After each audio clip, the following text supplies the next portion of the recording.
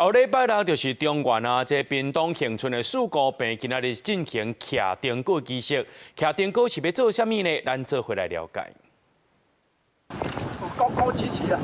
吊车运轮将竹架勾悬起来，准备要来进行徛灯果仪式。这支竹架总长26公尺，是主办单位真无简单去高雄山区找到，一路派交通管制再登来恒春的。2025年的恒春四姑病活动按算30日正式起鼓，主办单位2早起先来徛灯果。公所表示，这个灯果就亲像是基地台，也是贴吧同款。采起嚟了后，附近的好兄弟啊看到，就会知影这有穿好料的要款太紧。灯果愈悬，呼救的范围愈宽，祈求好兄弟啊必救今年的活动顺顺利利。他是从哪里？高雄来的啊？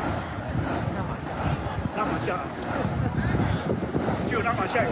今年的四姑病比赛，拢总有17队报名参加。公所讲，因为核三枪停放，和今年的活动补助金对原地250万减价剩50万。加在有关府甲侪单位的斗相挺，将这个差价补起来，或者对清朝流传甲当的活动会当闹闹热热办落去。尤其今年是恒春建成150周年，意义特别无同。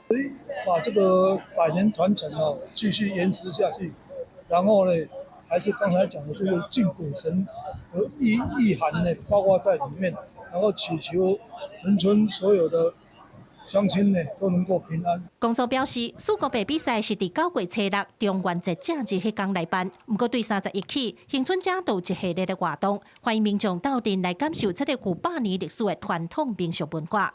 记者柯秉哲、柯家族、柯昭阳、屏东采访报道。